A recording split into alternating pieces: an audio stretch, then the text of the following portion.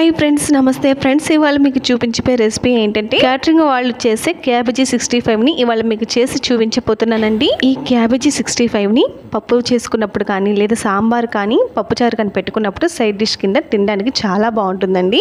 ఇప్పుడు ఈ క్యాబేజీ 65ని ఎలా తయారు చేసుకోవాలో వీడియోలోకి వెళ్ళి చూసేద్దామండి. 1 kg వరకు నేను క్యాబేజీ తీసేసుకొని ఈ విధంగా సన్న ముక్కలుగా కట్ చేసేసుకున్నాను. అలాగే దీంట్లోకి 3/4 కప్ వరకు శనగపిండి వేసుకున్నాను. 1 కప్ వరకు కార్న్ ఫ్లోర్ వేసుకున్నానండి. 1/2 కప్ వరకు బియ్య పిండి వేస్తున్నాను. ఈ బియ్య పిండి వేయడం వల్ల మనం క్యాబేజీ వేయించేటప్పుడు నూనె పీల్చకుండా కరకరలాడుతూ వస్తాయండి. ఇదిగోండి, ఇప్పుడు దీంట్లోకి 1 స్పూన్ వరకు ధనియాల పొడి, 1 స్పూన్ వరకు గరం మసాలా, అలాగే తగినంత సాల్ట్, తగినంత కారం వేసేసుకోవాలి. కారం వేసుకున్న తర్వాత దీంట్లోకి ఫ్రెష్ గా దంచుకున్న అల్లం వెల్లుల్లి పేస్ట్ కూడా వేసేసుకోవాలండి. ఇప్పుడు క్యాబేజీలో ఈ పొడులన్నీ కలిసేలాగా ఒకసారి కలిపేసేసుకోవాలండి. కింద నుంచి పైకి కలిపేసేసుకోవాలి. ఫ్రెండ్స్, దీంట్లోకి మనం శనగపిండి వేసుకున్నాం కదా, మీరు శనగపిండి బదులు మైదా పిండి కూడా వేసేసుకోవచ్చండి. ఇదిగోండి, ఇక్కడ పూర్తిగా మొత్తం అంతా మిక్స్ చేసేసుకున్నాం కదా. క్యాబేజీలో ఈ పొడులన్నీ కలిసిన తర్వాత దీంట్లోకి 1 స్పూన్ వరకు రెడ్ ఫుడ్ కలర్ వేస్తున్నానండి. మీ దగ్గర పొడి ఉన్నా కూడా వేసుకోవచ్చు. నా దగ్గర అయితే లిక్విడ్ ఉంది కాబట్టి లిక్విడ్ వేసాను. ఫుడ్ కలర్ మొత్తం కలిసేలాగా ఈ క్యాబేజీని కలిపేసేసుకోవాలండి. ఇదిగోండి, ఇక్కడైతే పొడి పొడిలాడుతూ ఉంది కదా. క్యాబేజీలో సగం వరకు నీరు ఉంటుందండి, ఆ నీరే సరిపోతుంది. ఒకవేళ గట్టిగా ఉందనుకోండి పొడి పొడిలాడుతూ 1 స్పూన్ వరకు నీళ్లు పోసేసుకొని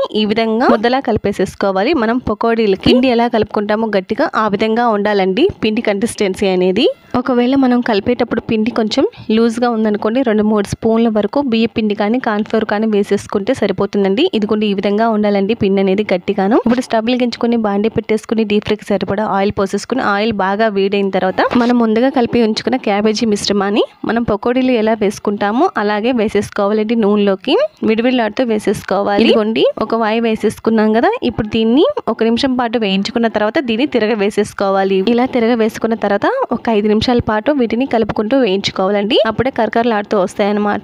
ఇదిగోండి, ఈ క్యాబేజీ 65 అనేది వేగిపోయాయి కాబట్టి వీటిని జాలగరిటలో తీసేసుకుంటే ఎక్స్ట్రా నూనె అంతా కిందకి పెడుతుందండి. ఇప్పుడు వీటిని ఒక ప్లేట్లో పెట్టేసుకుందాము. అలాగే బాండీలోకి రెండవసారి కూడా వేసేస్తున్నానండి. ఫ్రెండ్స్, ఈ క్యాబేజీ 65 అనేది చిన్నపిల్లలైనా సరే ఈజీగా చేసేచ్చండి. అంత సింపుల్ గా ఉంటుంది. ఇదిగోండి, రెండవసారి కూడా వేగిపోయాయి కదా. వీటిని కూడా ఒక జాలగరిటలో తీసేసుకుంటే ఎక్స్ట్రా నూనె అంతా కిందకి విడిపోతుంది. వీటిని కూడా ఒక ప్లేట్ లోకి పెట్టేసుకుందాము. ఈ విధంగానే క్యాబేజీ మిశ్రమం అంతా ఈ విధంగా వేయించేసేసుకొని ఒక ప్లేట్ లోకి పెట్టేసుకున్నానండి. అలాగే దీంట్లోకి 2 రెమ్మల కరివేపాకు, అలాగే 4 పచ్చిమిరపకాయలని ఈ విధంగా చీలికలుగా చేసేసుకుని నూనెలో వేయించేసేసుకుంటున్నాను. ఇలా నూనెలో వేయించుకున్న పచ్చిమిరపకాయలు, కరివేపాకుని ఈ క్యాబేజీ వేపుడులో వేసేసుకోవాలండి. ఫ్రెండ్స్, మీరు కావాలంటే జీడిపప్పులు కూడా వేయించేసేసుకొని ఈ విధంగా వేసేసుకోవచ్చండి. ఇంతేనండి, క్యాటరింగ్ వాళ్ళు చేసే క్యాబేజీ 65 రెడీ అయిపోయింది. సేమ్ అదే టేస్ట్ వస్తుందండి. ఒక్కసారి మీరు కూడా తప్పకుండా ట్రై చేయండి. ఫ్రెండ్స్, ఈ క్యాబేజీ 65 అనేది పప్పు చేసుకున్నప్పుడు కానీ లేదా సాంబారు, పప్పుచారు, రసం పెట్టుకున్నప్పుడు ఈ క్యాబేజీ 65 అనేది సైడ్ డిష్ కింద తినడానికి చాలా బాగుంటుందండి. చూడండి ఫ్రెండ్స్, ఇక్కడ మీకు ఒకటి తీసి చూపిస్తున్నాను చూడండి. నూనె కూడా ఎక్కువ పీల్చలేదు, అలాగే కరకరలాడుతూ వచ్చాయండి.